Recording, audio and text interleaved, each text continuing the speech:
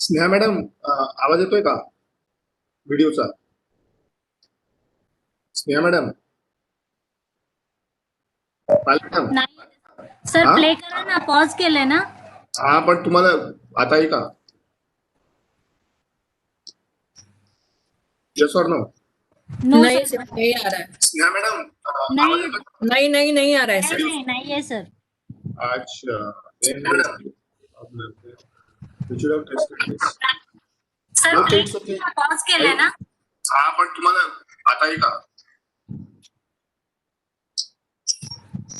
Yes और no? नहीं आ रहा है। स्नेहा मॅडम, नहीं नो नहीं नो सर, नहीं है सर. अच्छा,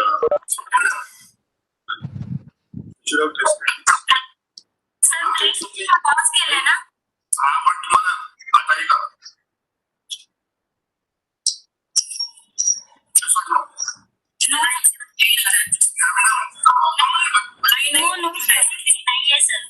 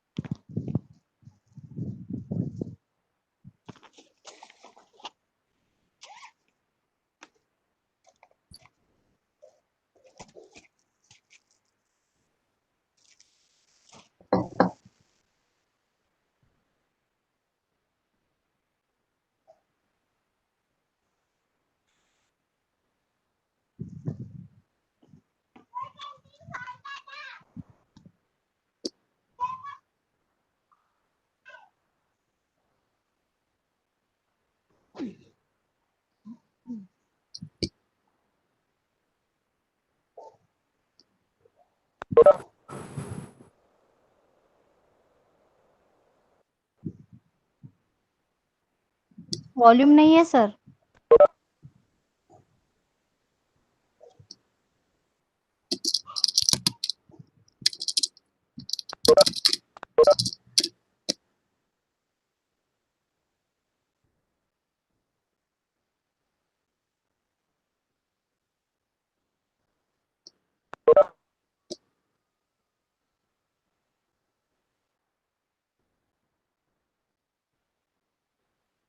सर, ती फाईल शेअर केली आहे ना तुम्ही?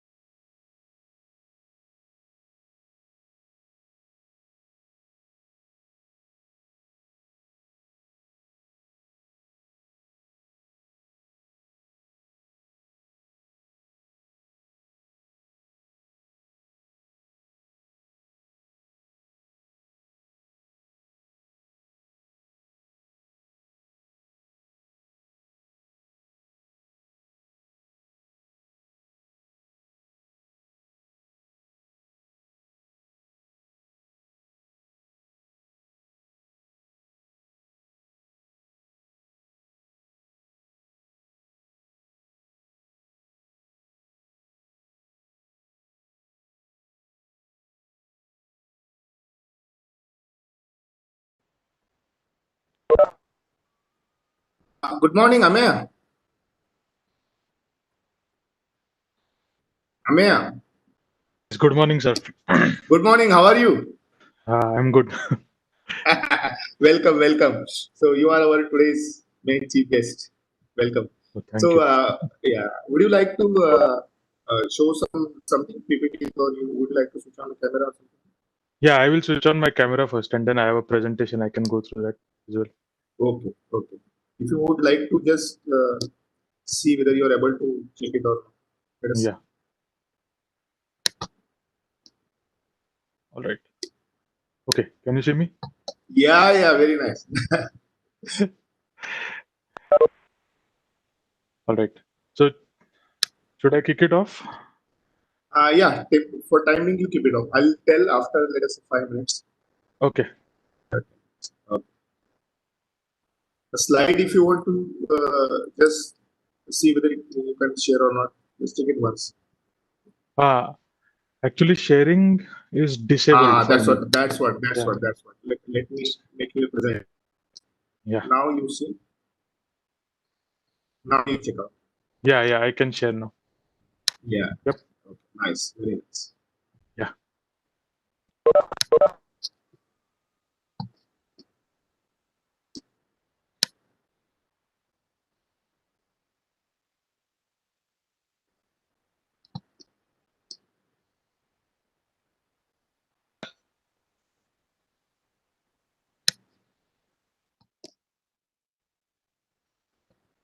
Hello. Yeah. Hello, Karya sir. हाँ सर सर चौधरी सर को रिमाइंडर देना है हाँ, दे दीजिए एक बार सर, आप ही दे दीजिए, क्योंकि मैं भी मेरा फोन इनफैक्ट मैं भी फोन पे ही कर रहा हूँ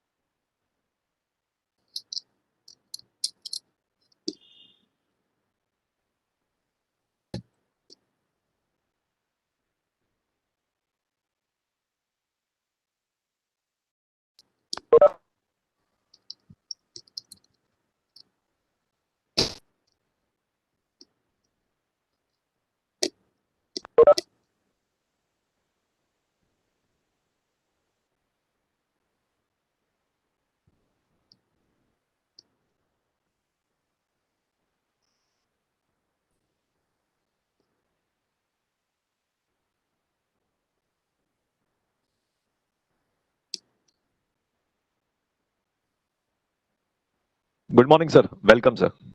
Good morning, sir.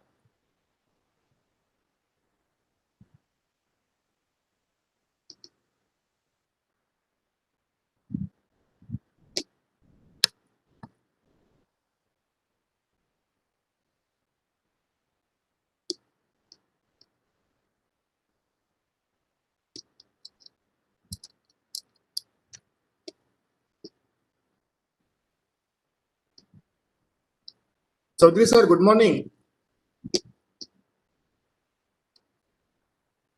Good morning, sir. Hello. Tarya sir, Chaudhary sir is not able to hear, I think. Yes. Sir, good morning, sir. आपका आवाज आ रहा है सर राठौड़ सर? अच्छा, सर का आवाज नहीं आ रहा। Hi, good morning, Surendra. Yes. Good morning, sir. Good morning.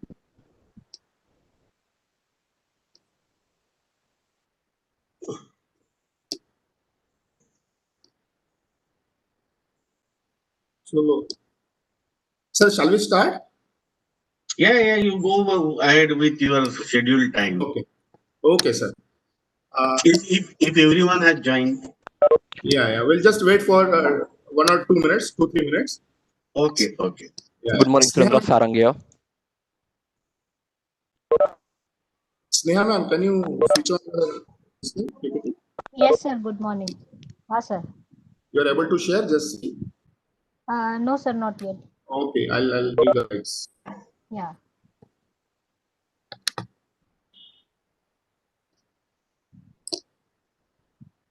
Yes, sir.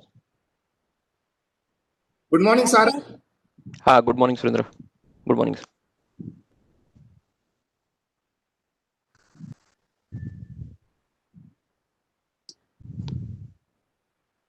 Sir, should I share now then? Yeah. We will just start in a minute. You can share the first window. I'll share the first one. Yes.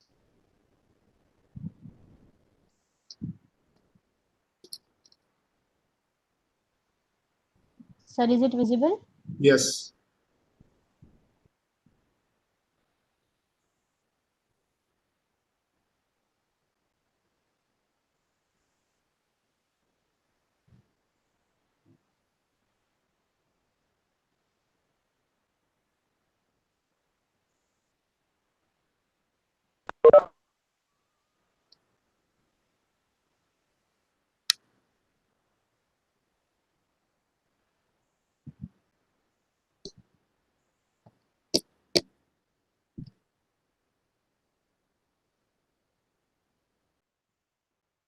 We will start now because our all guests have joined.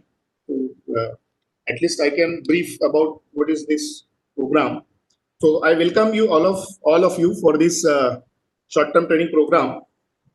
We got an approval from AICT for 1 week offline short-term training program, but then AICT has permitted, and we are thankful to AICT for permitting us in conducting this program in online mode. And the condition is rather than 1 week offline, we have to conduct it like a 3-week online program. So we have divided our entire STTP into 3 modules. First one is for the digital design technologies. So we can call it as a digital CMOS design and verification. So this entire week is about digital CMOS design and verification. And then we will have a second STTP, which is completely on the analog technologies, so analog CMOS design. And then there will be a third STTP, which will be on mixed signal design aspects. So this is how we have streamlined our all 3 STTPs. So to brief about this STTP, as I said, it is about completely the digital CMOS design technologies. So we have experts from various academic institutions and industry who will be talking about CMOS digital design and verification. So the particular thing is about VLSI design and cadence tools. So our schedule will be like this. So participant, please note what is going to be our schedule. So right now we are in the another inauguration ceremony, which will last for 30 minutes. along with the address by our chief guest. And it's I'm very proud to say we have Amen Abdankar. I'm going to introduce him. Then after that, we have a keynote speech. The speaker has already joined, and I'm proud to have Sarang Sherke with us. And then we will proceed with our actual technical sessions. So first day technical session will be taken by Dr. Naushad Alam, and he will be talking about high-speed CMOS logic design, and then he will go with the circuit simulation and analysis methods. Then on 13th, we have the 13th and 14th, I would say, N2PL will be there, and very renowned person, Mr. Damodara, he will be taking you throughout the journey of Cadence toolsets, and he will talk in the morning session about theoretical aspects of Verilog modeling design, combinational design, state machines, functional verification, protocol verification, all those things we are going to discuss.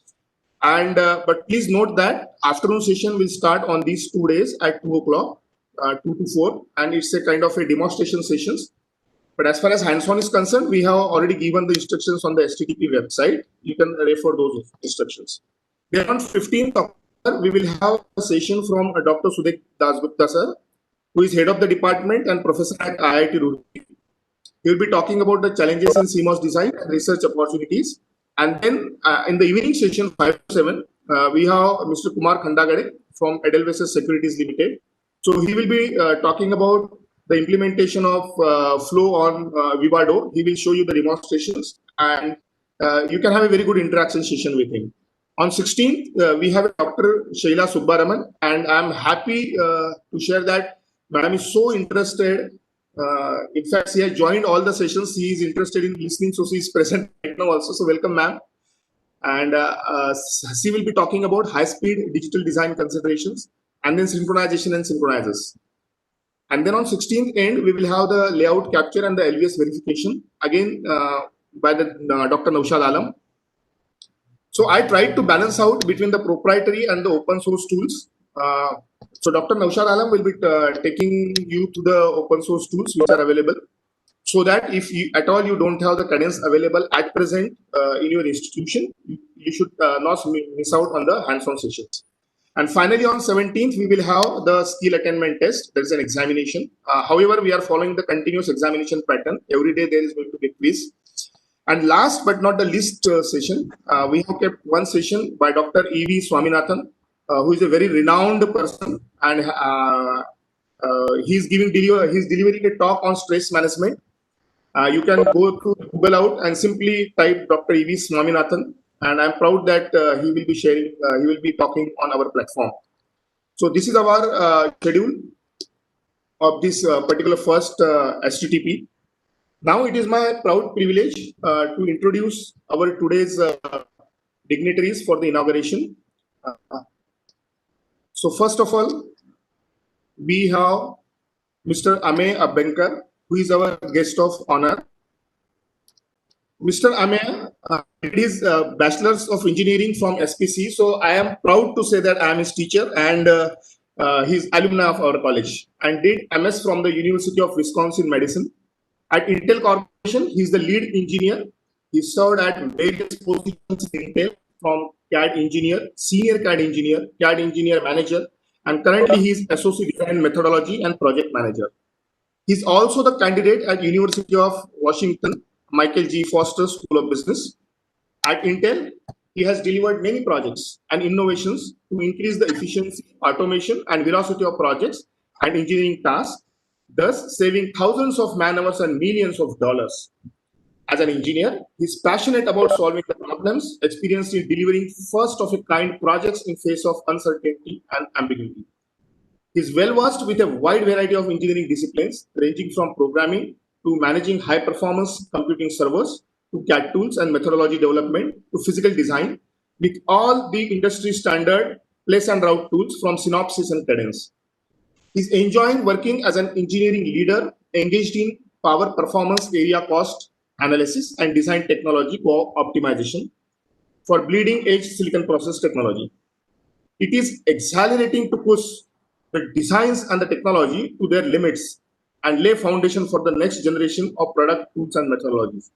He enjoys working with the EDA vendors to enable tight optimization across tools, technology, and designs. I'm proud to say that as a project manager and lead, responsible for delivering designs for real-life silicon learning, he has taped out 100 plus designs on 20 plus projects with 100% first time right record. And I believe this deserves an accolade for him, that delivering, taping out plus designs on 20 plus projects with 100% first time right record. He has experience in managing elaborate and complex projects with a global team of 25 plus engineers. He's also well versed with the analysis of large data and enable silicon to simulation and correlation. So I welcome you, Amir. Thank you very much for joining this, and we'll be shortly hearing your presentation, and we would like to know from you. Thank you, Amir. Thank you very much for joining this session. Thank you, sir. Thank you for having me here. Then today's keynote speaker, who will be talking about the evolution and future trends in semiconductors and electronics, Mr. Sarang Shelke, a very good friend of mine. He's Director of Engineering at Cadence Design Systems and working in the field of related semiconductors, intellectual property, and processor architectures for last 20 years. Sarang started his career with IBM and then co-founded Poseidon Design Systems, where he was leading product development team, which created patented technology, 5 granted patents for hardware software partitioning and automated generation of accelerator IPs. Since 2007, Sarang is working with the Cadence as a site leader for Cadence Pune and also leading the application engineering team for Tensilica IP Group. His areas of interest include electronic system level design, hardware software partitioning, semiconductor IP design, retargetable software tools, and using technology for business innovation. And I'm proud to say that I know Sarang, and thank you, Sarang, for joining this session. Welcome to S.P.I.T. Electronics Department. Welcome, Sarang. Yeah, thank you for inviting me. Thank you. Yeah. Then we have, these are our guests, and now we have with us our very own principal, sir, for giving us the blessings for this inauguration. Thank you, sir, for joining this session. Thank you very much. And we'll be happy to know your remarks about this particular function and the STTP that we are conducting. Then we have with us our head of the department, Dr. D.C. Karia. Thank you, sir. Thank you for joining with us for this session early morning. Thank you very much. Then we have with our program evaluation committee. So there's a mandate from the AICT, and we also believe at S.P.I.T. that each and every faculty development program or STTP that we conduct has to be graded. Unless there is an assessment, probably people don't take it seriously. That's what we believe. So this here also we are going to have an assessment, and it's kind of a continuous assessment that we'll be doing. It won't be dependent only on the last examination. So we have for that our program evaluation committee, and I welcome the members of program evaluation committee, including Dr. Karia, to Dr. Reena Sonkusre, who is head of the Department of Electronics and Telecommunication Engineering. And I also welcome Dr. Sukanya Kulkarni, who is head of the Department of, who is professor at Electronics and Telecommunication Engineering Department. So thank you, PEC committee, for joining us during this inauguration session. And I welcome all our teaching, non-teaching staff, faculty, students, everyone who is looking forward for this STTP training program. Now, I briefly would like to request our head of the department to give few remarks about this STTP. Dr. D.C. Karia, may I welcome you, and will you please Thank you, sir. 2 minutes? Thank you, Dr. Rathod. Thank you, Dr. Rathod. Good to one and all on this auspicious occasion of online learning. Let us all first welcome Lord Ganesha and Lord Goddess Saraswati with blessings through small prayers that we need to offer. Vakratunda Mahakaya Suryakoti Samaprabha Nirvignam Kurumedeva Sarvakareshu Sarvada Ya Devi Sarva Bhuteshu Vidyarupena Sanstita Namastasya Namastasya Namastasya Namo Nama. I think so. This is a traditional way we normally observe during the offline course. Anyway, thanks to all of you for listening and offering a small prayer on behalf of the participants. On behalf of Electronics Department, Sardar Patel Institute of Technology, it gives me a great pleasure to extend a very warm welcome to the honored guest, Dr. B.N. Chaudhary, Principal Sir, Sardar Patel Institute of Technology, Project Manager, Intel, Mr. Sharang Shelke, Director of Engineering Cadence Design Systems, my colleague and coordinator of this program, Dr. S.S. Rathod, Program Evaluation Committee members, Dr. Reena, Dr. Sukanya, the team members who are being organizing this event, and most important, the participants from various colleges, students, faculties, and across the India to this one AICT sponsored STTP program of tool. I welcome all of you. My sincere welcome to all of you. Our department is currently on a program with 60 intake and a PhD research program with 10 intake. It has been accredited since 2012. It is focused to work to competent engineers, researchers, and entrepreneurs in the field of electronics engineering for the benefit of the society. Even though it is for the first time this department is organizing an online STTP, we got a huge response across India. Really, it is indeed an honor for me to appreciate the sincere efforts of the organizing team. Further, I wish to extend my deepest thanks to all the resource persons for accepting this invitation of ours. I hope this 1 week deliberations in the VLSI domain shall help you to enrich your knowledge in the field and pursue a research work in this area. I wish the participants a joyful learning experience. Stay safe, stay blessed. Thank you very much, sir. Thank you. Over Thank to you, you, sir. Rathod, sir. Yeah, thank you, sir. Thank you. Thank you very much. Now I request our principal, sir.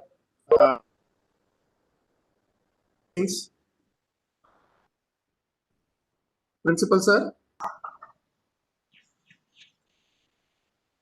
Yeah, good morning. Good morning, all of you. And morning, sir. a warm welcome to you for this 1 week STTP. At first, let me congratulate Professor Surendra and his team uh, for taking this challenge of online FDP. Friends, we had applied for this FDP sponsorship maybe pre-COVID in pre-COVID era, and it was planned a contact type program for a week, and we received the grants. And then, as it is a COVID period, it is suggested to, we felt it appropriate to go for an online FDP. However, AICT insisted to have, instead of 1 week, AICT said as it is online, go for 3 weeks. In most of the institutions, what is done, normally they plan 1 week course and it is telecasted 3 times. I mean, it's repeated 3 times for three distinct uh, three distinct group of learners. So same program, in 3 consequent months is run.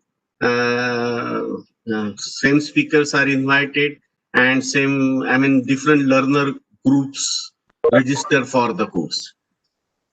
It's relatively easy, but Professor Surendra, as people know about him, very rigorous, and he preferred its other way, and he has rightly articulated his course, a sequel of 3 courses, so that a serious learner will have an entire spectrum, and he will not be, and he will cover entire spectrum of VLS, and that's why he has rightly selected a course on digital CMOS, a course on analog CMOS, and a course on mixed signal design. I think very aptly, very rightly, very wisely, he has articulated this sequel, which will cover most entire VLSI technology. I'm sure the kind of experts he is hooking in, and the kind of connects he has,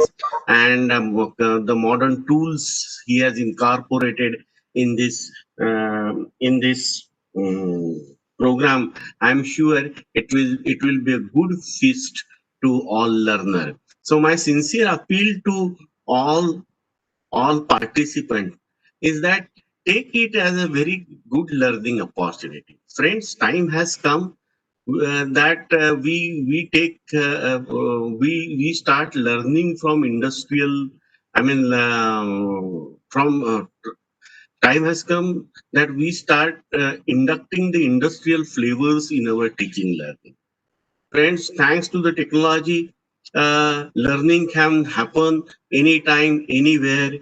And this FDP is a witness, it is a proof that it can happen. And from last 7-8 months, we are witnessing the power of online learning, right? And now, here onwards, Professor Tag. Today, Surendra Rathod is known as a professor of S.P.I.T. I am sure 5 years down the line that tag will be not visible, and society will start recognizing professors from their domains. These institution tag, branch tags will dissolve. People will be known for their expertise, and they will be Surendra Rathod will be professor not only for S.P.I.T student, maybe for the learners from Maharashtra. And why Maharashtra? Anyone, any learner from any corner. This is going to happen, right? And it is a big disruption. And we have seen at least one silver lining of this big COVID impact is that forcefully at least forcefully, education got introduced to the power of online teaching learning. I do agree. Okay, it cannot replace 1:1 learning. I do agree that joy and that energy in the classroom and laboratories cannot be replicated by online learning. But surely, it said that it is something is definitely better, and surely it can attain 70-80% of learning through this online mode. Education will land into new normal. It's not going back. Surely, at least at a place like S.P.I.T, it's not going to land back or go back to the pre-March era. It's going to be new normal, at least for S.P.I.T or such institutions. And therefore, we must be geared up to these these ways of learning, and we must inculcate the habit. We have just started. We have revised our curricula, and we are offering now very wonderful curricula, taking care of all holistic development of a student. We have humanities, we have minor, major programs, certifications embedded in our curriculum. And one important point is that we have realized the importance of industrial intervention in even academics, and that's why we have introduced the concept of industry co-teaching even in our undergraduate courses. All teachers are empowered to at least invite industry counterpart, and take 10 to 15% beyond the curriculum, or bring industrial case studies for that particular course, so as to give some different perspective, different dimension to the course. So we hope this will help academics a lot. And education is changing dramatically. And here onward, I am strong believer industry has to intervene, and we will need industry mentorship, industrial intervention in many facets of institute functioning. Rather, we need to stop that term industry institute interaction. Rather, it should become industry institute partnership here onwards towards education. I'm sure this is one sort of partnership where you are teaching the teachers, and the impact of this. Teaching the student is fine, but students are temporary stakeholder. Any investment in teachers training goes a long way. I'm sure Ameya and Saranga and other speakers in this course, this 1 hour is very valuable to us, and it will have a long impact and it will go a long way. Thank you very much for joining us. I understand this must be odd hour to the Ameya, but welcome Ameya. You are doing something to your to our alma mater is always a pleasure. I am from Aurangabad. I have served at College of Engineering Pune for a long time. But anything comes from Aurangabad, you know that excitation gets triggered. I'm sure you must be experiencing the same. Sarang, I know you since College of Engineering Pune had a very close tie-up with Cadence and all. So I know all Cadence team, and your input, your direction, your guidance is very uh, valuable to us.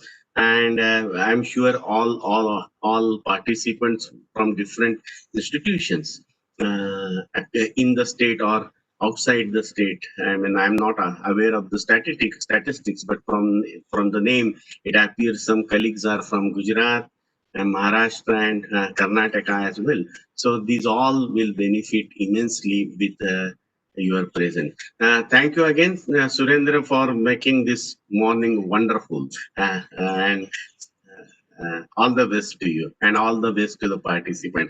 I am layman in this field. I only know analog and digital and mixed signal. So I will also attend few sessions to educate myself. Thank you. Thank you so much.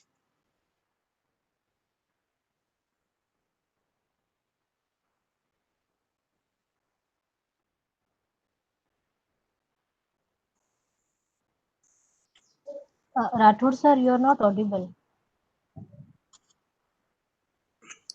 Oh, sorry. This is what happens. Okay. So thank you, sir. Thank you very much for your remarks and the blessings. Uh, I'm very happy that you have set the right tone for this STTP. Basically, I just want to brief you and the other who are present. As soon as we open the registration for STTP, we are conducting not only in BLSI but in machine learning and AI also domain. Within 1 day, our registrations are full. And there's a limitation from AICT that you cannot have minimum and the maximum so many participants. And only teachers are to be the part of this STTP. And there are so many requests from the students across the India. It could be IEEE, NIT, or even BITS or Anna University, that we want to be part of this. I have to tell them that this is only for a teachers training program. I cannot. So what we did is we have created a live stream for all our sessions, and I don't want anybody to be blocked from learning. So the participants who will be physically present in this meeting, I would say, who will be attending their actual meet, they will be our teachers who will get a certificate from AICT. But otherwise, we are live streaming our all sessions, and anybody from in the world can listen to any session. So we are not blocking anybody. Thank you very much, Professor Surendra. Yes, sir. My request to you give me one table of this all these Yes. 6 programs. Yes, yes. 6 programs as well as their YouTube stream. What I will do, I will write to the Malkede sir so that he will send to the entire country. Okay, sir. Okay, from AICT in one go, he can send to entire country. So okay, I sir. will, so all engineering colleges and all faculty he can send through AICT in very short time. So so those who wish to take benefit on YouTube can definitely do so. And there is no limitation then. Do you have a log of? No, nothing. Anybody can see. We made it public. Yeah. Okay. So now I request our guest and dear friend, just one remark from my side. Arranging one FDP itself is a challenge many time people feel, and normally it is. Normal standard is that 2 साल में एक FDP करना चाहिए professor ने. See, we let us join hands to appreciate Professor Rathod. In next 2 months, he has 6 FDPs. वो sixer ही मारता है, एक दो रन का उसका बात नहीं है. So he has wonderful sixer this time. IPL का इफेक्ट है शायद इस पे. Thank you, sir. Thank you, sir. Thank you very much. I request Ameya to share the screen, and we are very eager to hear you.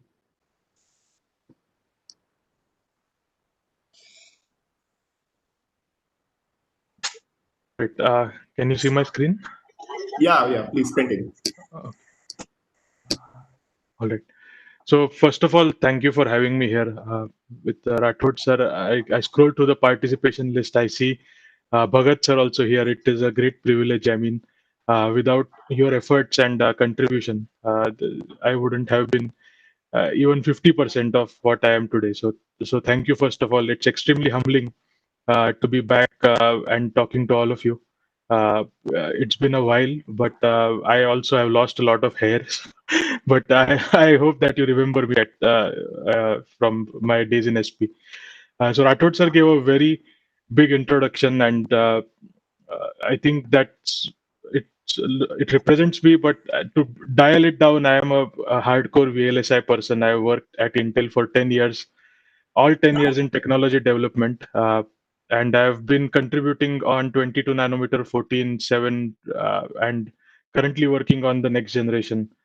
And basically, throughout my career, I have been at various roles, uh, and I've picked up a lot of expertise in both Synopsys as well as Cadence EDA ecosystems. So I work with a lot of people who Mr. Shilke might be familiar with, who are US-based Cadence support engineers and application engineers. So I was deciding what to talk about, and I thought it's nice to kind of ground ourselves and see what is really driving VLSI, and what is the future that VLSI holds, as well as I'm talking to a lot of educators. I thought it might be nice to give an industry perspective of how the industry is evolving, and help drive some conversation about how we can prepare the students in order to be ready for the industry. So uh, VLSI, I mean, it's very large scale integration, and there are in the industry three major drivers for this. One, the first and the most important driver, which brings VLSI to the forefront and all the technology development to the forefront, is power, performance, area, and cost. So unless you are lower in power, higher in performance, lower in area, and equal or lower in cost, there is no reason to go to the next generation of technology. And this is kind of the guiding four letters, if you will, that drives Intel technology development as well as the whole industry to keep making progress. Um, a new thing that has come up in the past 5 or maybe 10 years is ease of use. So because of the cadence of at which products need to be launched, each technology node is expected to be easier to use. And this is where EDA and automation is extremely relevant. Without EDA and automation, you cannot reduce turnaround time, and you cannot reduce how many manual touches or manual edits that are needed to be done on the design. So ease of use is becoming a major factor as we define new technologies. And of course, from the money side, you need to have a target product. Every technology takes tens of billions of dollars to enable. You need a flagship to amortize this massive cost. But what that brings with it is a very tight timeline, because you need to get the product into the market in time, and it's very hard to predict what's going to happen 5 or 6 years from now, because the technology development cycle today is about 5 to 6 years. Uh, but I want to remind everybody that at the core of this $300 billion industry is just a simple law, which is Moore's law. So back in 1970, Gordon Moore, who was a co-founder of Intel, had said a very simple statement. He said the number of transistors on a chip roughly doubles every 18 to 24 months. And that has held true beyond anything else in our industry. I have a plot here. You can see when he said that there were about 5,000 transistors on a chip. And today there are greater than 50 billion transistors on one chip. So for the past 50 years, this law has held true, and we are the flag bearers of this law. We use it, we need to enable it, and we need to continue marching down this path. I also wanted to say, recently you will see a lot of news about Moore's law being dead. There are NVIDIA CEO says Moore's law is dead, and there are a lot of news outlets where you will hear news Moore's law is dead.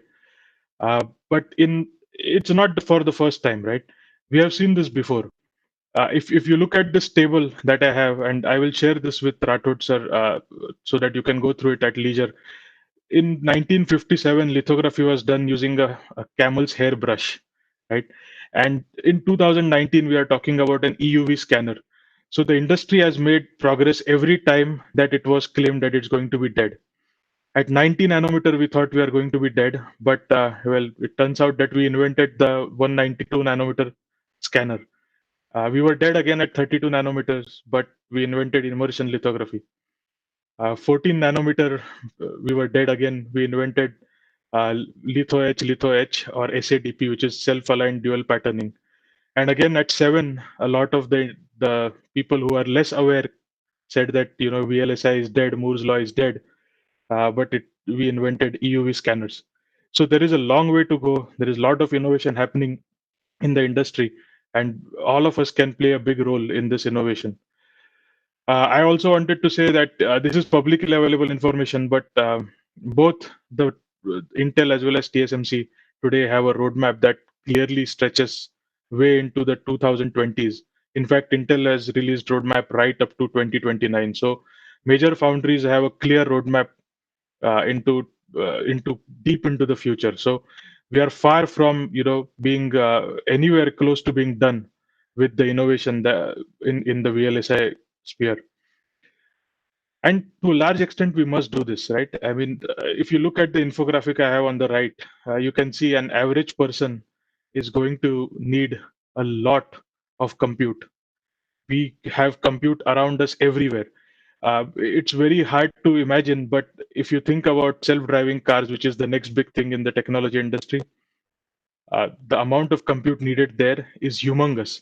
It's close to 100 plus CPUs and maybe 10 plus GPUs per self-driving car, right? So the scope of the industry is ever expanding, and the world really depends on us in making VLSI breakthroughs. Maybe it may be analog design, it may be digital design, it may be in the EDA sphere, it may be in process development, but the world depends on us. At the end of the day, an average person is going to need hundreds of CPUs or zillions of transistors in their lifetime. And we are the community who can make it more accessible and who can make it easier for the person to use it.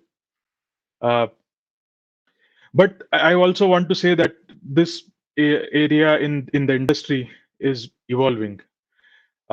In the 1970s to the 1990s, it was the era of custom design. So designers needed simulation and manual layout expertise. As we have moved along, things are starting to change. In the 2000s, we started looking into autoplace and route tools. And designers at that time needed light programming expertise along with simulation as well as manual layout. As we moved across the 2000s decade and into 2010 and beyond, we have a very massive proliferation of autoplace and route tools. The designers are therefore expected to be able to utilize these tools effectively, and they need a good degree of programming expertise. So you will see a theme here that the manual part in VLSI remains important, but along with that, you need to keep on improving on your programming side. As we enter the 2020s, this is the beginning of machine learning. Today, if you look at any EDA tool across the industry, everybody is incorporating machine learning or artificial intelligence into their tools. And we as designers, therefore, need to have some basic understanding of machine learning.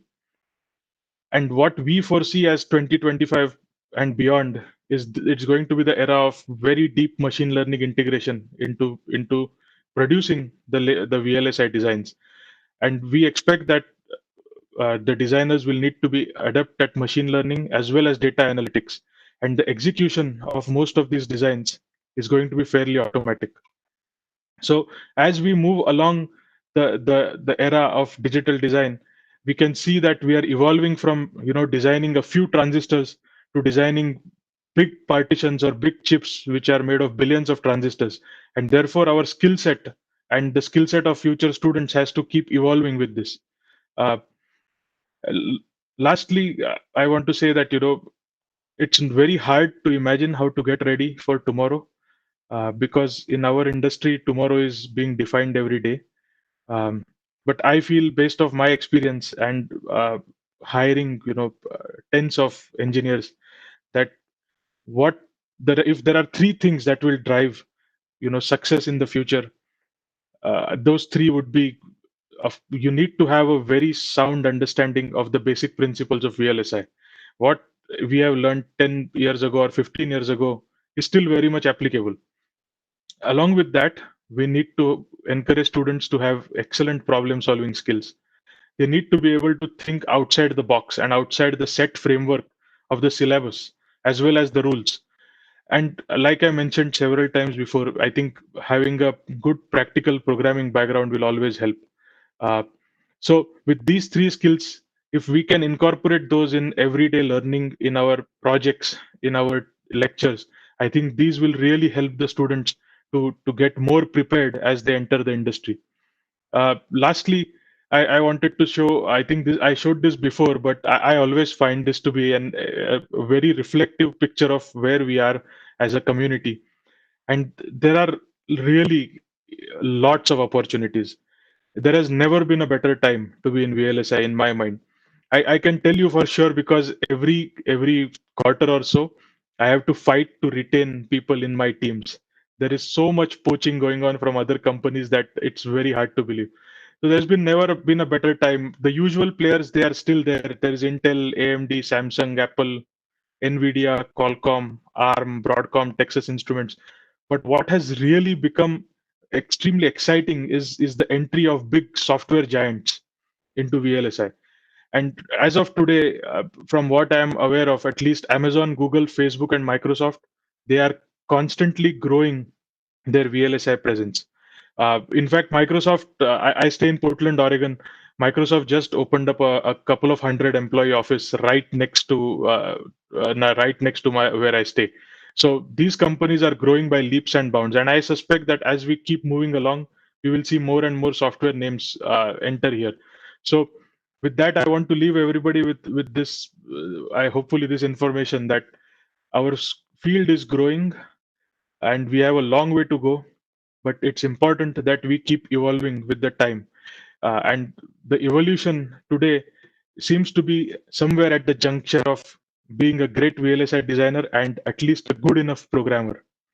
With that, I want to thank everybody again for having me, and I wish you all the best and hope that you all learn a lot in this STTP. Thank you. Thank you very much. You have given a brief but very important overview for us. Thanks for joining all the way from USA, and this is an odd time for you, I can understand. I know, I believe on you always. And you know that whenever I need a help, you are always there. Yes. Thank you very much for this. You are And Thank you, Amir. Nice perspective regarding VLSI. I enjoyed. Thank you. Yeah. So, Amir, can you see this memento which I'm sharing? It's coming up. Yeah. But I wanted to offer my help as usual. If anybody wants to reach out to me offline on my LinkedIn, you can connect with me. I'm always willing to share whatever I know, as long as I don't encroach into the intellectual property of my employer.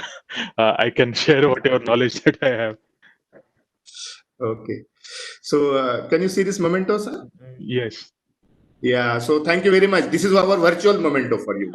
Thank you. Thank you. So, thank you very much. Thanks a lot for joining. With this, I would like to kind of a wind up, I can say. So thank you, Principal Sir. Thank you, entire Program Evaluation Committee, for joining us during this inauguration session. And we have with us Swapnil also, who will be talking about N-tuple, etc. But that we will take him after the, because he will be giving some instructions. So after our next guest keynote speaker, Sarang Sir's lecture. But then these times are very, very uncertain. And what happens, we never know what is going to happen with us at any point of time. So just to give a surprise to us, that entire Borivali and where I stay and the Goregaon and this entire power supply has been shut down.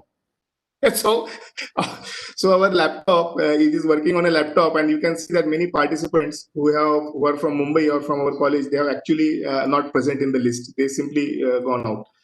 So because power supply has been shut down. So I believe that our meeting should continue. It goes on, and we will be on power backup. So I may just now explain that how important the power is, and we have realized it immediately within the 5 minutes. So now I welcome Sarang, and I'm making Sarang. I'm making you a presenter. Can you just Yeah, change thank your you. slides? Yeah. Just see. Yeah, let me just know when you see the screen, okay? Yeah, it's coming. So welcome Sarang, welcome once again, and thank you very much for accepting this invitation. So we are looking forward to you for your thoughts. For 1.5 hour, you can take up, and you please, stage is yours. You can continue. Yeah, okay. Thank you. So first of all, thank you, S.P.I.T. And Amay, it was a great presentation. I think it's a very good lead up into what I'm going to talk in this probably next about 40 to 45 minutes. And I'll be available for 10 minutes after that if there are any questions to be taken up. I think Surendra sir has given an introduction earlier. So thanks for introducing Surendra, and thanks for inviting me for this particular talk. I'm representing Cadence over here, right? And the presentation that I'm going to use is something that I had prepared for Cadence, and there would be a couple of what I should say pointers about what Cadence is doing and so on, but I would still like to largely focus it on to what we term as like, okay, what is the current status, what would be the future trends, and what exactly will be driving the overall growth of the semiconductor electronics industry. Okay, so let's first start with what is Cadence. It's a industry leader in the electronic design automation and intellectual property, right? So more than 8,700 employees worldwide. It's headquartered in Silicon Valley. We have been in the business for last more than 30 years. Okay, the number of countries where Cadence is present is more than 22. We have provide services to more than 20,000 customers. There are technology portfolio which spans across processes like what we just heard from Amir about 22 nanometer, 16 nanometer, 7 nanometer, as well as systems. So Cadence tools are not just for the chips, but they're also for building the overall systems. We have a strong executive team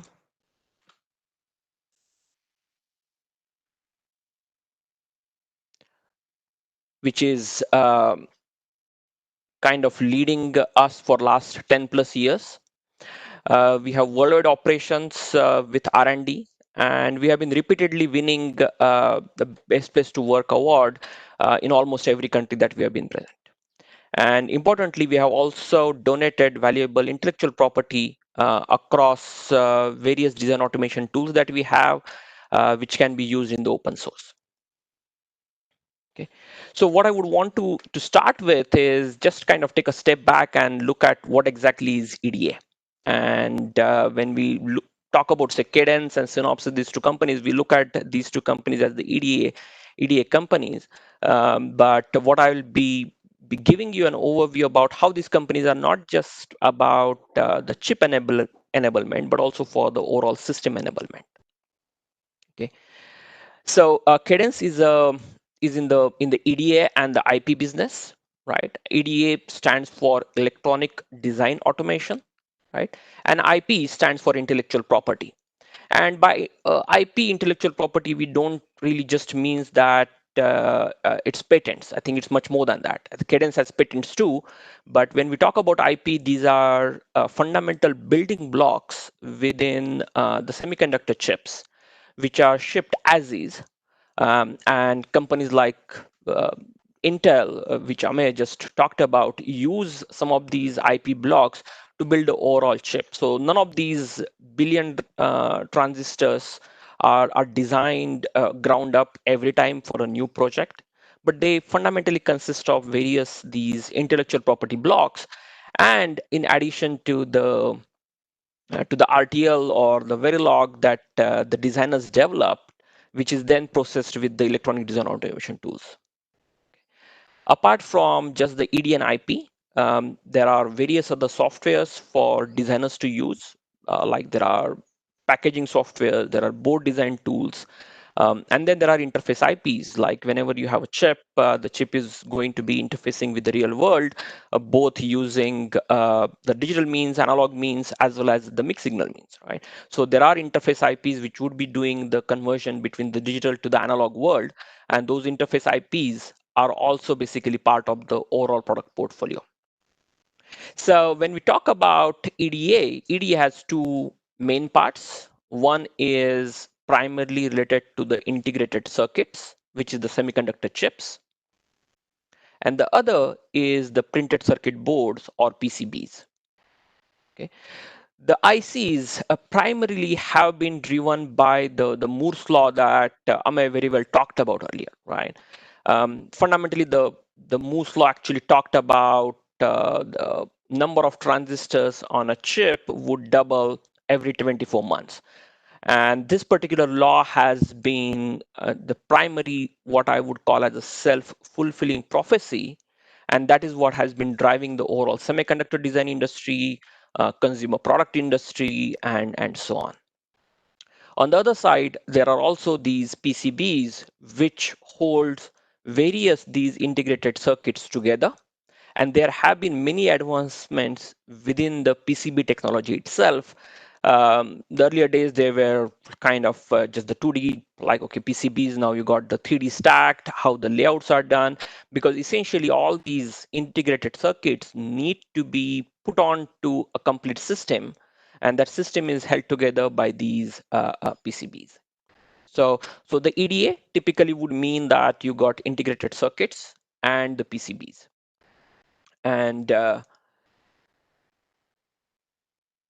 think at least one thing that's probably is going to be very clear, that there is Moore's law that we talked about, which has driven the semiconductor industry for last almost 30 years, more than that. And the growth has been exponential, right? Amey did pull up a chart, and I have a chart which is very similar, which talks about the first IC that came from Intel in 70s, the 4004 processor, right, had only few thousand transistors. Now we got more than a billion, actually, which were already kind of there by 2010, right? From the business point of view, the way we look at it is, on one side, the Moore's law is driving the technology. But what has been really important for the business is what I call it the inverse of the Moore's law. And what the inverse of the Moore's law? The inverse of the Moore's law states that the cost of implementing any functionality would halve every 2 years. If you are able to put double the number of transistors into the same millimeter square area, that also means that we have been able to probably halve the overall price. Now, that has a very, very significant implication on how the technology can get proliferated across the world. And that's what has been the major driver, I would say, in how we have been able to use cell phones and so on, right? So the cost of implementing a specific functionality drops by a factor of almost 30 in 10 years. Like, okay, if the technology kind of keeps up with the Moore's law, and that's possible because of the inverse Moore's law. And it would drop by a factor of 1,000 in 20 years. Now, what that means, for example, is 25 years ago, a flight simulator probably would actually be about $1 million. And now the same flight simulator is available like a, say, PlayStation or Xbox in close to about $200, right?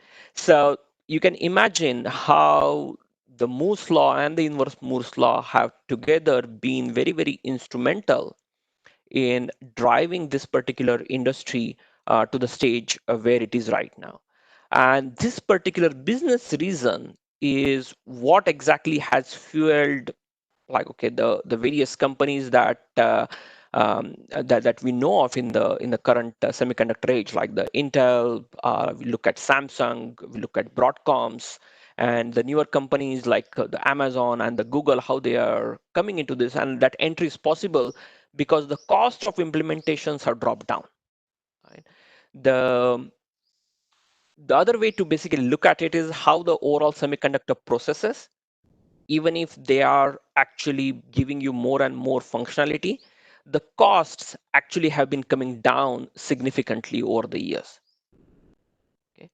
So when we talk about the semiconductor processes, they used to be measured in, say, microns or micrometers, which is millionth of a meter, which is 2 micrometer, 0.35 micrometer, and so on. And these were primarily basically the length of the transistor on the silicon. But now we talk about them in the nanometers, like 28 nanometer, 16 nanometer, and 7 nanometer. But these days, when we talk about, say, 7 nanometer chip, there is nothing 7 nanometer on a 7 nanometer chip. A lot of this is driven, I would say, by the marketing terms.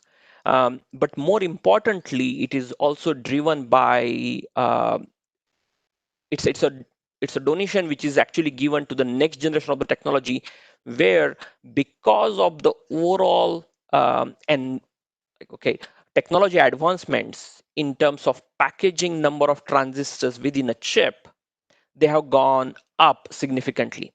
So the moment we are able to pack the double the number of transistors within the same millimeter square, that actually might mean that you are going to the next technology node, and that's what, say, a 7 nanometer would denote, say, compared to the 5 nanometer. So the current leading node across the industry is 7 nanometer. Next, there will be 5 nanometer, 3 nanometer, and we already know that the TSMC, Intel are already talking about these roadmaps over next, say, 10 to 12 years. So I completely agree with Amey when he talked about the Moore's law is not dead, and it's not going to be dead anytime soon. I think this is a technology trend which is going to continue, and this is what is going to drive the next generation devices, next generation advancements in the various products around us. And these products would mean not just on the consumer side, but it also would be onto the medical side, healthcare side, in general, the things which are going to make things easier for the overall humanity. Okay, with that, let me switch like gears a little bit and talk about some of the global trends in the electronics industry.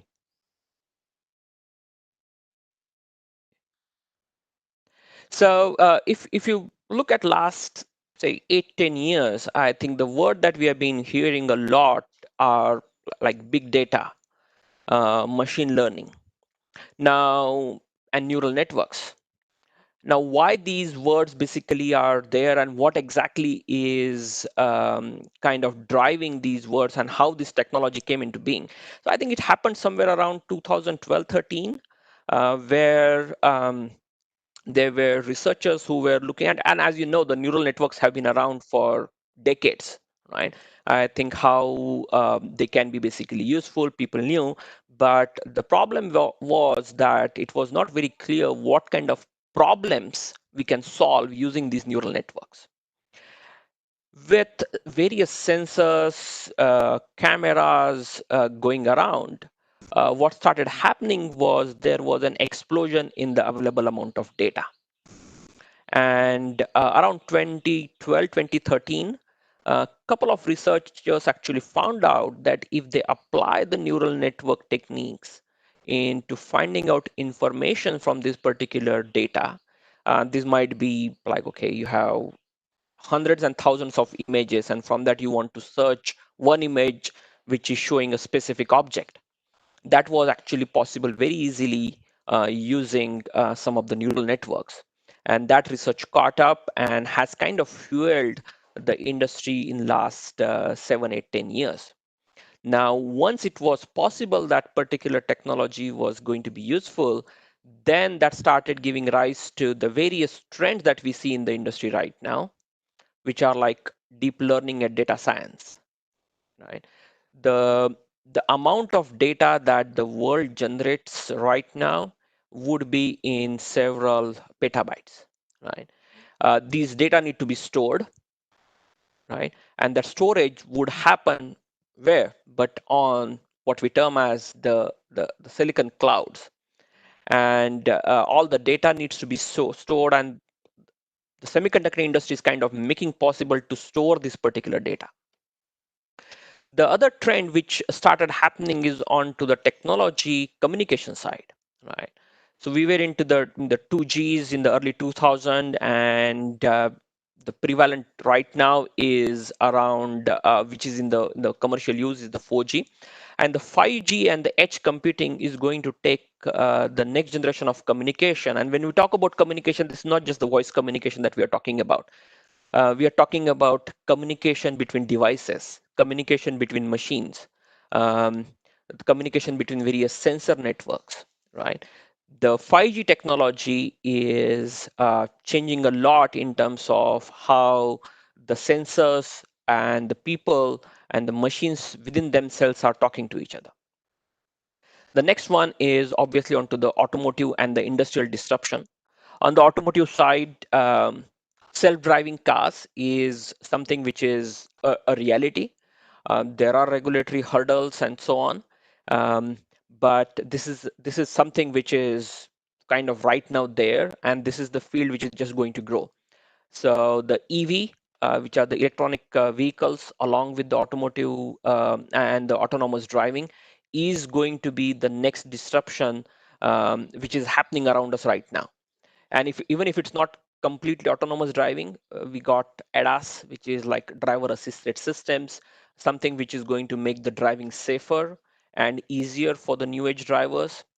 And then using the similar sort of technology into the industry, that how do you watch the production of say if you look at the farm sector, the production of say the rice which is coming out, is it the good quality? Can basically the industrial automation be combined with things like the farms, which is the output which is coming from the farms, right? So from the raw material procurement to the final product, the industrial automation is going to get completely disrupted because of availability of data from various sensors, because of the machine learning and the deep learning, which is going to impact it, right? The deep learning and data science, this field itself, in terms of the algorithms, in terms of making sure that we have been able to find the required information quickly, more accurately, that itself is growing. So the number of networks which are coming up on a day-to-day basis is humongous. And across the industries in the world, as well as in the universities in the world, if you look at the number of papers getting published, this is the area where you see most number of research papers which are getting published right now. The next two trends that I want to talk about are about the silicon optimization and the system optimization. By silicon optimization, I would kind of hint back to the performance, power, and area metric that Amay talked about earlier. And this is where the VLSI designers would have the most impact to be done, that how one can basically be developing and creating new chips which are on the newer technology nodes, at the same time understanding the newer technology so that that particular silicon can be optimized to do more and more of the functionality, right, without really increasing the cost, right? So that's what I mean by the silicon optimization. And by the system optimization, we are looking at things like how the battery technology and the semiconductor technologies together probably would have an impact on the overall system. How the heat generations can be kept at minimal, right? How can, like, okay, the thermal analysis of a system be done much earlier in the overall design process so that the costs can be brought down and the devices be made much safer to use, right? And these systems would range from, say, mobile phones to the complete satellites, which are going to basically be operating in a very, very unforgiving space kind of environments.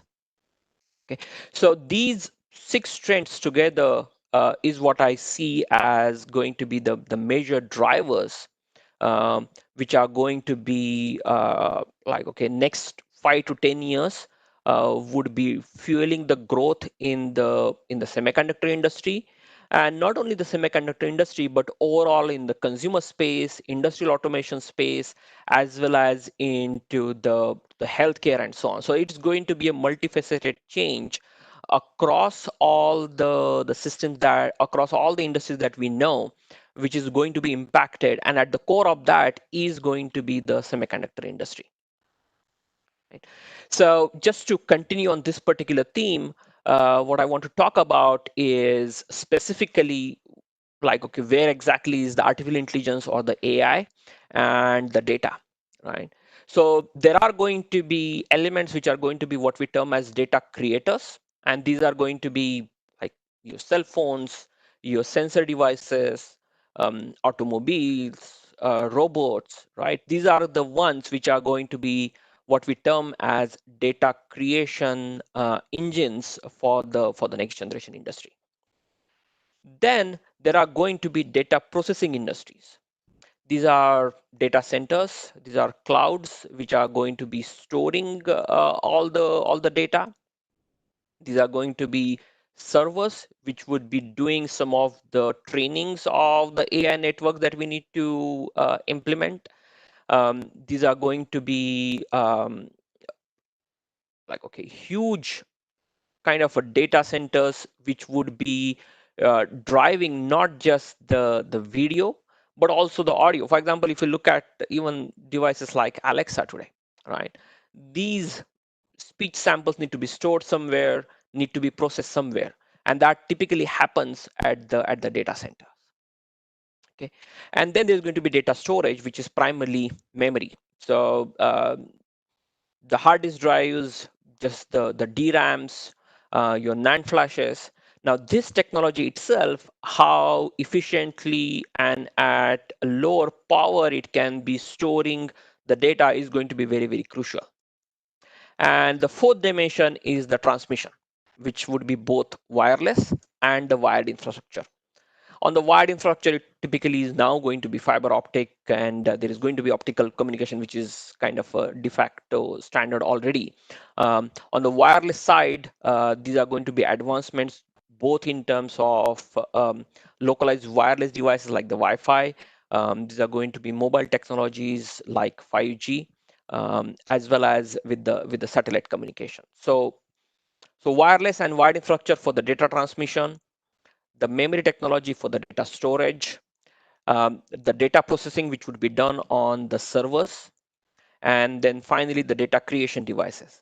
Now, if you just want to look at them in terms of the number of devices, these are going to be billions and trillions of devices, which is going to be creating the data.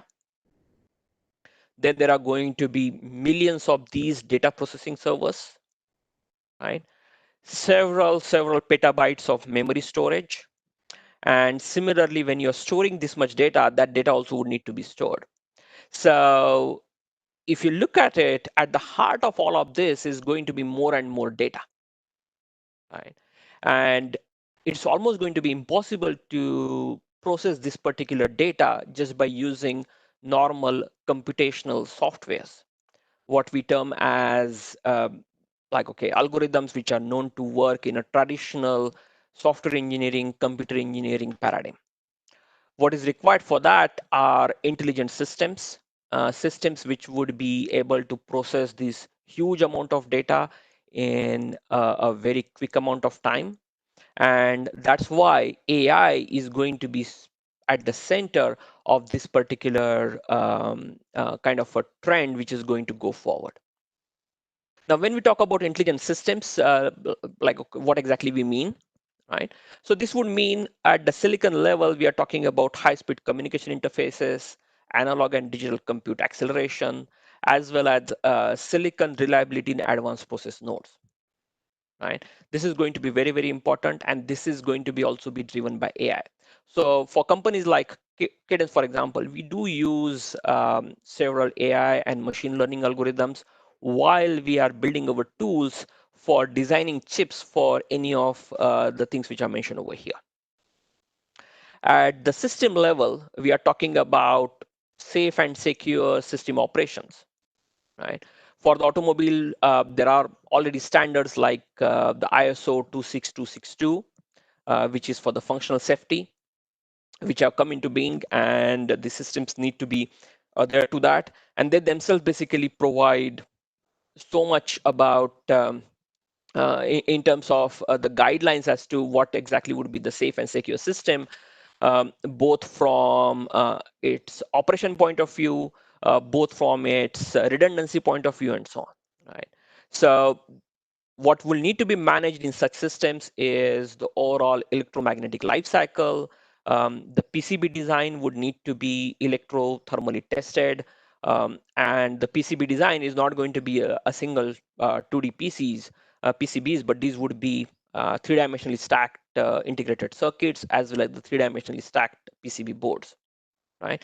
And there are going to be form factor constraints, like, okay, if you're looking at wearing some of these sensors on your body, for example, then these are going to be constrained by the form factors. Even if for the representation purpose here, I'm talking about autonomous driving as a representation of the intelligent systems. These actually are going to be coming into different forms. Only the other day, I was talking to one of my friends who works in what we term as a continuous glucose monitoring. What they do is a very interesting kind of a technology. It's a small patch, which is like you can say a band-aid that you would put onto your forearm muscle. Okay, what that particular kind of a band-aid like strip has is a very, very tiny chip, right, which is powered by a cell which will run for say about 6 or 7 days, right? And what that particular chip has is a device which will be continuously monitoring your glucose levels as you are um, kind of having various meals during the day, looking at how those glucose levels are going up and down, and then be communicating with your application, which is running on the cell phone, to flag off any abnormalities which might happen in the glucose levels because of your diet, right? And those need to be intelligent kind of apps that they will be able to trigger any safety alarms for the user if the glucose levels are going beyond certain levels, right? So when we talk about safe and secure systems, so on one end of the spectrum, we are looking at safe driving, which is very easy to kind of what I should say visualize, that if the car is making a wrong turn, it's going to cause an accident, or if the car is not able to see an object in front of it, and it can crash into that, and so on, right? On the other end of the spectrum, these are very tiny glucose monitoring like applications, right, which can be very, very useful for people who are suffering from specific diseases and so on, right? So the spectrum of these intelligent systems is going to span a very, very wide a domain, right? And what is very important is going to be the looking at these from a broad perspective and not look at specific domain, because the chips are not only going to dominate the automobiles, but they're also going to dominate tomorrow's farming, tomorrow's industries, as well as our day-to-day healthcare, right? And all of this would be possible by machine learning, data and computation of how the data management is done, how the communication of system-wide and localized control will be done by the various systems. So intelligence at the very high level, how the systems are basically done, and all of this is possible by implementing a silicon which is possible to do because of the high-speed communication interfaces, analog and digital compute acceleration, as well as the silicon reliability in the advanced processor nodes. So when we say that we are going from 16 nanometer to 7 nanometer, right, what we are actually enabling is a safe and secure software operation, an intelligent system which can actually take decisions much more quickly, right? So as the faculty who are going to train tomorrow's engineers who will be designing these systems, I think it's very, very important for us to have the view that the silicon, how it is going to impact the overall systems of tomorrow. Okay. Now, some of the challenges that we see within when you are developing these systems, right? When you look at the intelligent performance, what exactly are going to be the algorithms which would run on these intelligent platforms in the end products? Right. Can these products provide breakthrough user experiences? Right. Are these software applications optimized for the given particular workload? Then the next level challenges, are these systems compliant to the electromagnetic and thermal regulations? Are they able to provide a very secure throughput for the software? Are they able to provide very high performance radio frequency designs without really causing interference problems and so on? So these are going to be the challenges that the system level engineers would need to solve. And at the VLSI level, this is going to be how the analog and digital computation can help to accelerate the applications. How's the overall reliability in terms of the advanced process nodes? So when TSMC is going from 16 nanometer to 7 nanometer, they faced huge challenges in terms of the reliability, which were overcome in the due time to now provide a very, very reliable process node. And what are the things that can be done at the system level to manage any of the risks which might be coming because of the advancements in the technology, right? And most importantly, the billion gate designs and the verification throughput, right?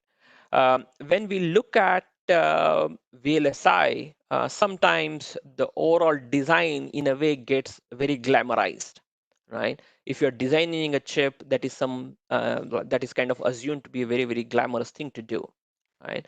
And it is.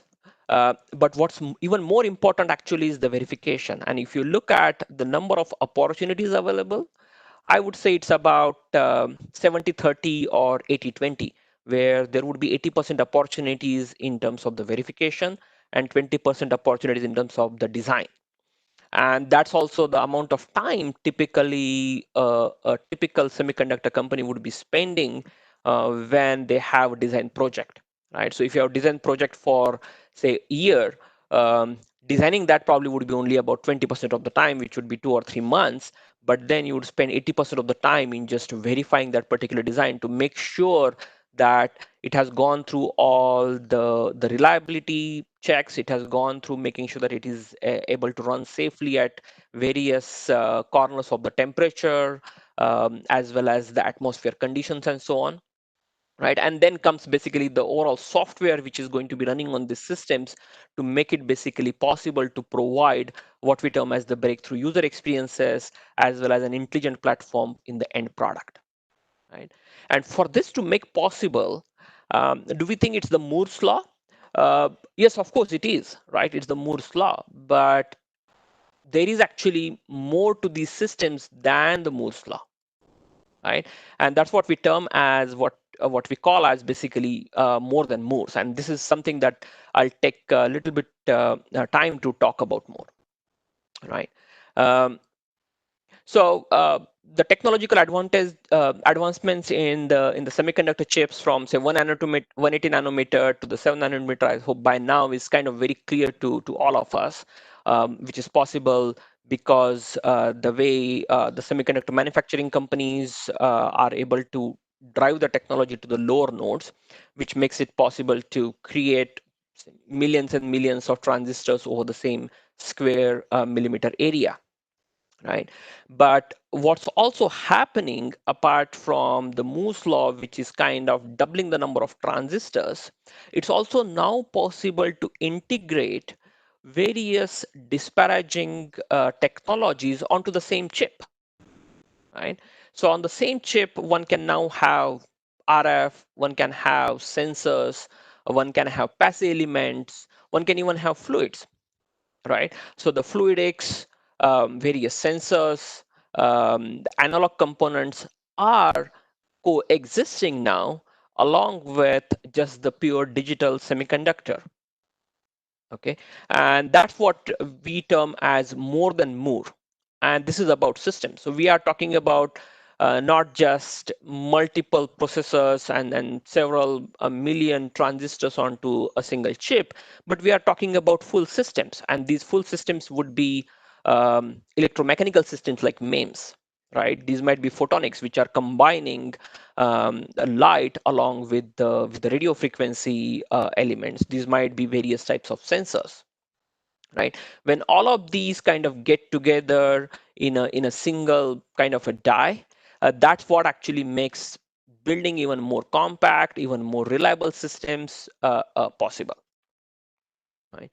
So the systems is not just about the semiconductor is not just about the Moore's law and how many transistors that the EDA tools are making it possible to be packed into a single chip, but it's also about how the overall design automation community has been able to make sure, along with the semiconductor design foundries like the TSMCs, Intel's, global foundries, be able to put the overall systems, which now provides more than more kind of a return for what has been developed within a single chip. Okay. Going forward, I would want to talk about a specific topic which we term as pervasive intelligence, and this is something which is coming up, as I said, more and more in last 7-8 years. And I would want to talk about how the pervasive intelligence is driving the growth, both in terms of the applications as well as in terms of the IC technologies themselves. Okay, so let's first look at the direct applications of the pervasive intelligence. The first and foremost, I think this is being talked very often, is the autonomous vehicles and systems. These are autonomous cars, these are trucks, these are mining equipments, these are farm equipments, and so on, right? So when we look at an autonomous vehicle, we typically get a visual image of a car which is driving itself, right? About 8 years ago, we did a project with NXP, where NXP actually built chips which are used for vehicle-to-vehicle communication, called V2X. And there was a kind of a demo run which was done for what is termed as train of trucks, right? As you know, the traffic conditions and so on to the various highways, for example, in Germany, do get impacted a lot by the driving habits of the drivers, at what speeds they drive, and so on. Now, what happens when you got not just one truck, but say a train of say 3 or 4 trucks which are following each other at a very, very closely packed distance, driving in an autonomous way? What you get is a very, very efficient logistics in terms of the delivery of the goods. What you get is a very safe driving condition. Um, then if you look at the mining, that particular thing can be very well automated using the technology that we have right now, and it's happening. When it comes to, say, the farm equipment, tractors, John Deere, for example, has these autonomous tractors which can do harvesting and so on without really the need for a human to be at the wheel of that particular tractor. And that then, like, okay, make sure that there is a higher throughput and so on, right?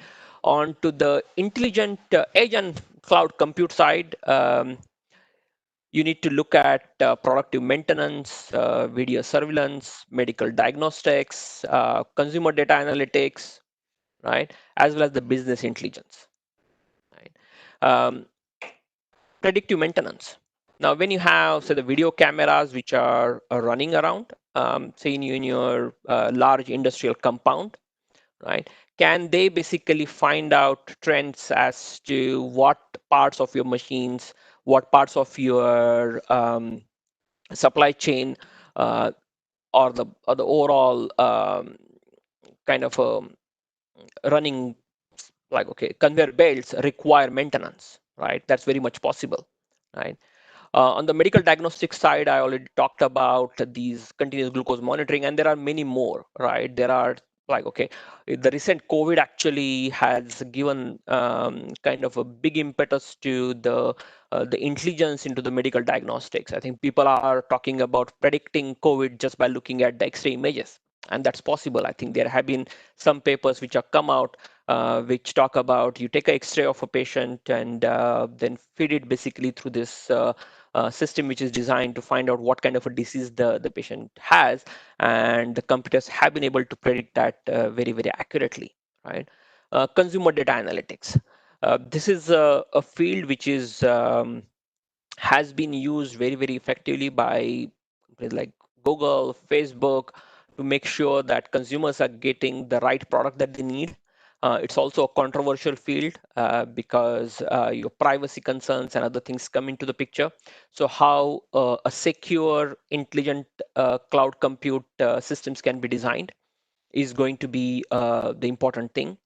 And then into the networks itself, we are talking about the 5G, which are self-organizing networks, right? You got multiple nodes of the 5G devices which are around, how best they can organize themselves to provide the best user experience to make sure that the data reaches fastest, right?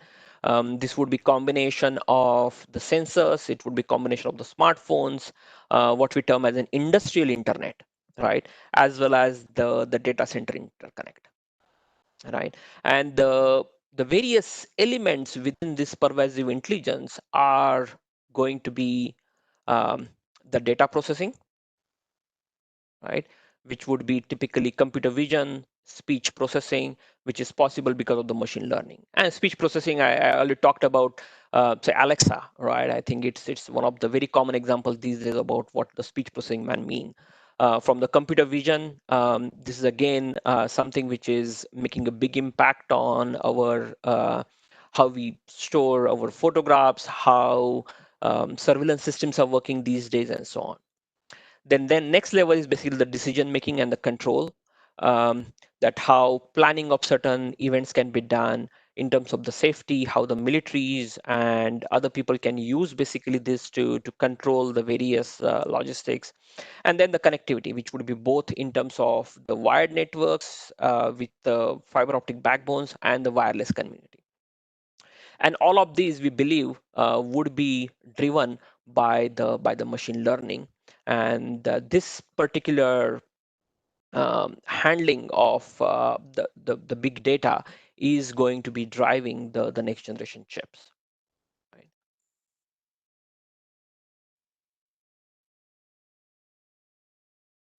Now, these various drivers have one thing in common, which is what we term as just the computational software, right? And by the computational software, if you look at any of the AI, at the heart of it is just lots and lots of multiply and accumulates, right? And the EDA and the automation tools from the beginning have been a combination of a very good piece of software, which is computationally kind of very, very intensive, because we had to deal with these millions of transistor nodes, understand how their placement is going to impact the PPA characteristics, how the power consumed by one node would be basically impacting, say, the memories, right? So all of that required very, very compute intensive software, So the EDA tools to start with had the right components required to kind of deliver a very high quality computational software. Right now, there is an exponential growth in terms of the various algorithms, both in terms of hardware, software, in the system design, right? And in terms of this particular convergence between the system, AI, and the EDA, right? All of them kind of converge together in what we term as just one computational software, right? So the basic math skills, which are like, okay, what the statistics work like, right? Um, these actually are becoming more and more important as the engineers are designing like, okay, next generation machine learning algorithms, next generation systems, or even the EDA tools, right?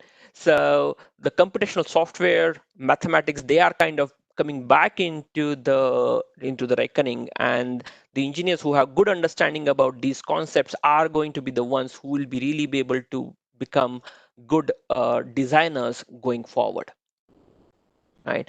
And Cadence is kind of leading in the computational software change by providing the three elements of like, okay, designing the basic EDA, IP, and the overall PCB design, then providing tools basically for the system design, which would be based on the pervasive intelligence, and then creating proprietary intelligent networks, which can be then used to drive this particular growth in a best possible manner.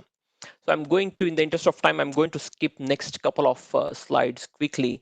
Um, so our overall strategy actually is to kind of look at the design excellence, system innovation, and the pervasive intelligence together. And we are no more just a electronic design automation company, but we are now an intelligent system design company. And that's how we would want to be known, that Cadence is not an electronic design automation, but it's an intelligent system design company, right? And the reason I want to bring this slide over here is to kind of make a point across to all you teachers who are going to influence the next generation engineers is, when we look at semiconductor design, it's no more just about the transistors and the gates, right? But it's also looking at what are systems, how these gates are going to impact the systems, what those systems kind of make it possible to implement the high level intelligent devices, right? So having that broad top down view for the students and the overall faculty community, according to me, is going to be very, very important to shape the next generation of education into the semiconductor field.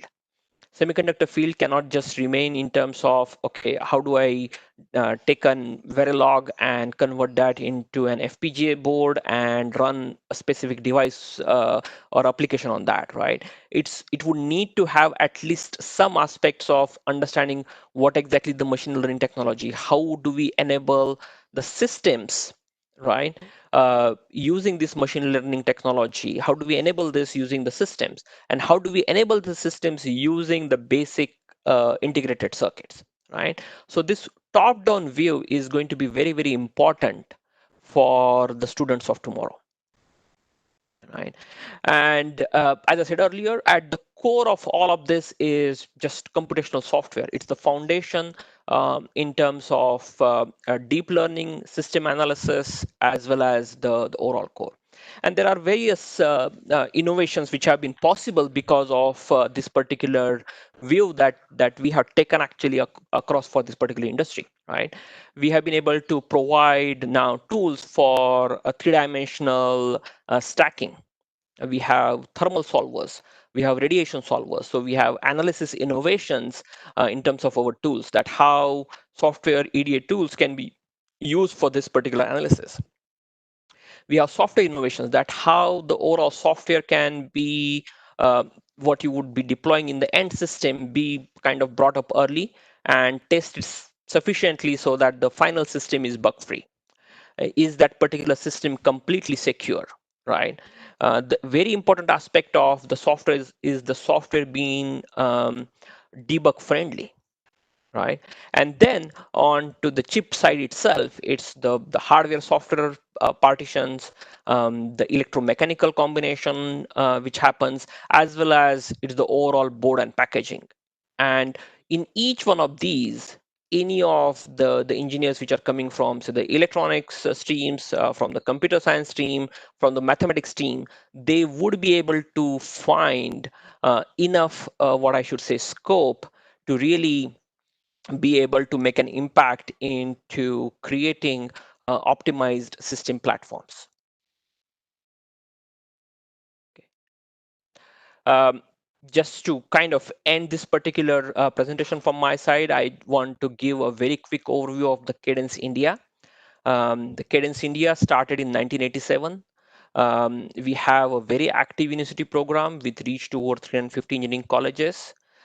We are part of MCIT's special manpower development program in the VLSI design since its inception. We have an annual user conference this time, which we did online as a CDN live. It attracts over 2,000 customers every year and more than 75 user sessions. I highly recommend all of you to maybe register whenever that happens. And Cadence India is also very, very deeply involved with the community outreach programs through our CSR activities. And this is primarily involved in terms of improving the welfare of underprivileged children in holistic manner. And I personally actually is very, very closely connected with several programs which happen within Maharashtra and around Pune. So just as an example, last year when there were devastating floods in Kolhapur, Sangli, that region, several employees from our office, went to the couple of villages, and we adopted those two villages to make sure that they have been able to get safe drinking water. We have put a lot of um, facilities for those people in terms of the drinking water, like RO plants and so on, so that they don't need to really suffer the diseases which come typically after the floods, right? So the thing that I want to emphasize is it's not just about building the chips, and it's not just like, okay, how do you go to the next technology level? But we all need to be sensitive to our environment around, and in whatever capacity we can, we should always be looking at giving to the community. And at Cadence, we are very, very, what I should say, passionate about this particular thing. We run several programs which are just beyond the CSR at the employee level to basically do a lot of community work and make sure that we are able to at least do our part in terms of the community giving. Okay. One can join the Cadence online platform for the students and faculty. There is a cadenceacademynetwork.com. If you go there, you'll be able to share with each other information about Cadence tools and various methodology. And you'll also be able to see some of the products which are upcoming and so on. Right. With that, I would want to say thank you to S.P.I.T, Chaudhary sir, Surendra sir, for inviting me for this particular talk. And if you have any questions, I'll be there for another 5 minutes. So I think it's up to Surendra sir whether we have time for any Q&A or not. Thank you.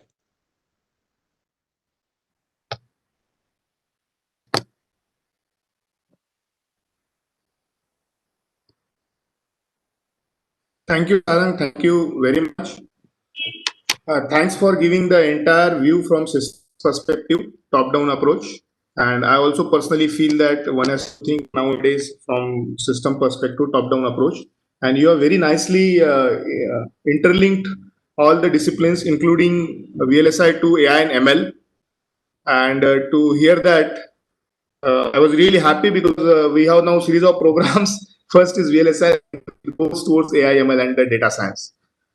So I request participants, if you have any questions, you can unmute yourself and ask. Actually, you should have raised your hand also. There's a facility for raising the hand, but you can directly ask right now. Anyone, if you have any question, Anything you would like to discuss?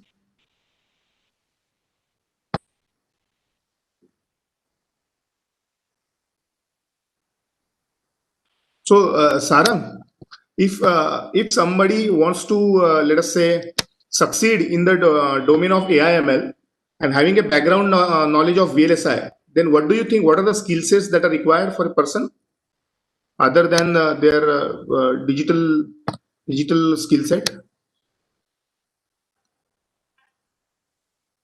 Hello.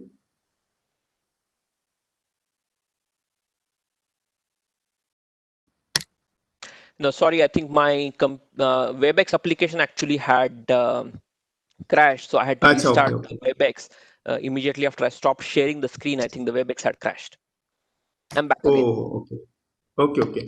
So, one quick question that if somebody is good in VLSI, but nowadays there's scope of AI/ML applications, data science AI/ML. So, if we would like to remain in VLSI, but still we would like to pursue the work in AI/ML kind of thing, what are the kind of skill set that is required? What industry looks at? Okay, so I think what's very important is from the AI/ML point of view to have what as I said earlier, as an appreciation of what exactly are the AI and ML algorithms. For example, if somebody talks about TensorFlow, right? So one should at least know what the TensorFlow would be. Now, in terms of the processing, there are a lot of these AI specific accelerators that one can develop, right? One can develop programmable processors which are targeted for creating specific algorithms which are in the AI and ML domain, right? So um, so Google basically has a TensorFlow kind of a framework, and that has several networks within it. But finally, those networks need to run on some kind of a processor. Okay, now that processor would need to be designed by somebody who has a very good understanding about VLSI, right? Similarly, when one is developing a chip, right, those chips typically would be running, would have several IPs on it. And one of those IPs might be processor, the several others might be custom designed accelerators, right? Um, the memory access patterns, for example, for an AI/ML application would be different, right? So if somebody has a good understanding of AI and ML as an overall space, in terms of the VLSI, right, they will be able to either get into the processor design. They would be able to understand how the memory interfacing can be done.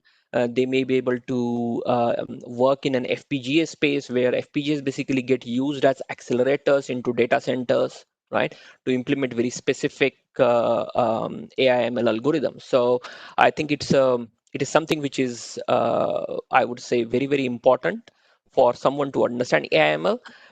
But then, unless you understand the basic Verilog, and unless you understand the basic logic implementations of, say, the Milli machine and the Moore machine, right, one will not be able to do a good job at that. So I think the basics finally remain there, right? I think when we look at acquiring knowledge, I think it's always in addition to whatever we already know are as the basics. So uh, the way I would put it is Verilog and FPGA implementation, they have kind of become ABCs, and AI/ML is now more like a prose or a poetry that you need to write using that ABC, right? So that ABC understanding is very important. Okay, thank you. Are you going to share? Please, people are asking. So it's your choice. I'll need to check about that and I'll get back to you. Right now, I'm not sure. Okay. Achha, one more question. Professor Manoj Gofne. So I'll unmute him. Yeah, Professor Gofne, please go ahead. Sir, is it possible to add pervasive intelligence at chip level or IP level, sir? Uh, Hello. Yes, it is possible, right? And when we say that it's possible to add pervasive intelligence, what we are talking about is what we term as devices which have edge inferencing, right?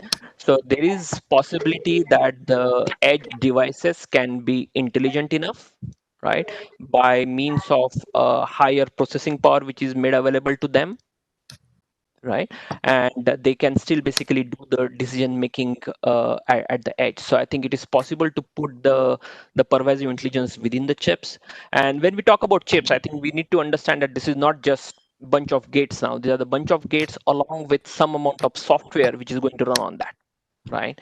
So a software and the gates, they go very hand in hand right now. And I think it's not possible now to look at something which is just purely hardware. So hardware plus software combination is what typically goes into the chip, and that is what the pervasive intelligence can be basically within a chip. Thank you, sir.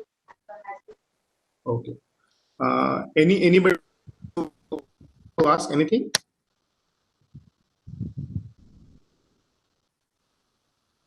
Hello, sir. Okay, I don't. Hello. Yeah, please go ahead. Sir. Yeah, please go can we ahead.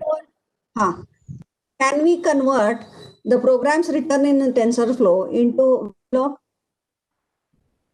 Is there any tool for that? I'm personally not aware about it. I think it is certainly possible, but it's just that I am not aware about actually any tools which do that right now.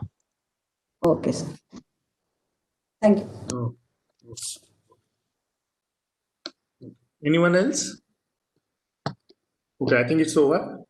Thank you very much, Sarang sir, for sparing your valuable time and giving us insights of entire system design. So thank you very much. Sneha madam, can we have his memento please on the screen? So you'll have to assign me as a I presenter. did already. Yeah.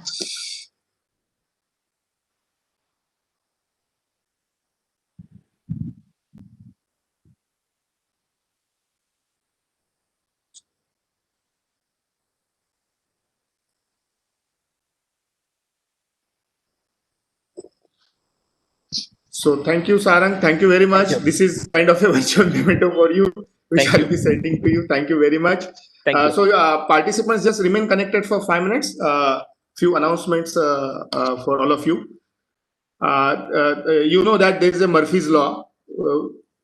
Expect the unexpected. That is what is happening today in Mumbai. That is what is happening today in Mumbai. You can see the breaking news running on all kinds of channels. It is about the power cut that suddenly it has happened. And as our principal sir said, we are running an IPL. So I think I am the opening batsman. We had 2 batsmen. We had 4s and 6s, all 6s. And then somehow we have to little bit change a plan probably. Because this power cut is in the entire Mumbai and we don't know how long it is going to happen.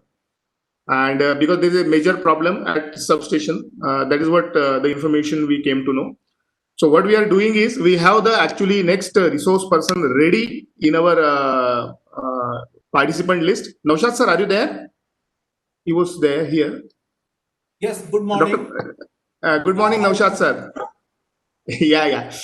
So I request Naushad sir because to reschedule our session because we will have to probably this next 1 hour session at least this has to be definitely rescheduled. So sir, with your kind permission, we would like to reschedule this particular 1.5 hour session. Yes, no issue. It's unexpected that the power cut is unexpected. So you can reschedule this session as per Okay. the feasibility. Okay. So we will evening session at present we will keep it as it is 5 to 7 at present, assuming that power resumes before 5 o'clock. And if it comes, I'm going to give you information through your emails or WhatsApp group that we have created.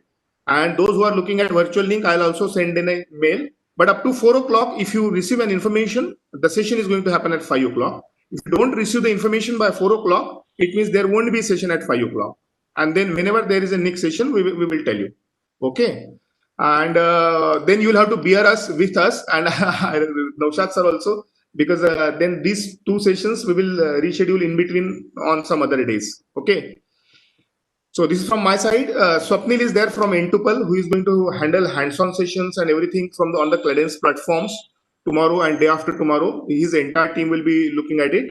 So Swapnil, would you like to say something? You have few instructions. Hi, sir. Good morning, Hi, everyone. hello, and welcome, Sir, sir. Welcome, Swapnil. Welcome, Swapnil. Yeah, yes, Yeah. thank you, sir. Thank you. Sir, this regarding tool access. Okay, so actually, we are not getting the who registered the enroll this tool access. So, who miss, can you share your details to us to so we will give to this tool demonstration mid time. How can access? So I'll brief what Swapnil is trying to say. We have created a link on the STTP website for the registration. Those who like to have an extensive hands-on training from N2PL directly, from them directly, we have created a link, and there you are supposed to go and do the registrations and talk to Swapnil directly. Those who have already registered, because that's a common database, he would like to know their names. So you can forward your names through an email to me or to Swapnil directly. Then he will directly engage you in a one-to-one hands-on session. So kind of a proper attention will be given to you. If you separately send us an email that yes, you registered and you are interested in that. That's what he's trying to say. Swapnil, Yes, am I right? Yes, sir. Can you give to access to share? So I will share my one page PPT. Oh, you would like to For, share for, one for, PPT. for my details and this tool access, how is the cost and Okay. I'll share one page. Just a minute.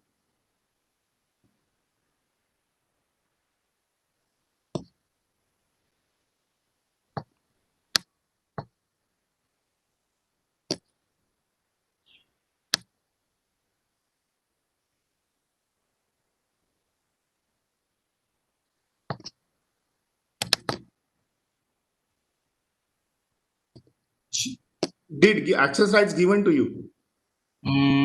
yeah, yes, sir. Just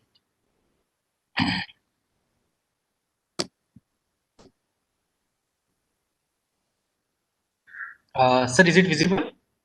Yeah, coming. Yeah. So who registered this program? So we have actually one come up with this tool access. So you can connect to the N2PL server remotely and complete the design on your server. You can make the payment 750 rupees for 15 hours to usage as per your convenience.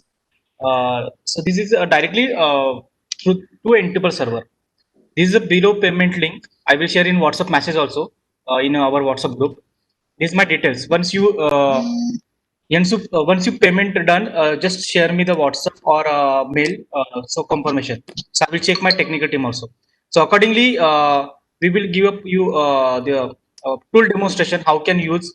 Okay, what is the process? So we will write up. Okay. Okay. Yeah. Okay, sir. Thank you. Thank you. Thank you, everybody. Thank all, and please keep checking your email or WhatsApp group. Those who are not on WhatsApp group, definitely send an email. So by 4 o'clock, you should get some information from us. Okay. So thank you very much for joining this inauguration session, and I thank every one of you. Thank you. Thanks a lot.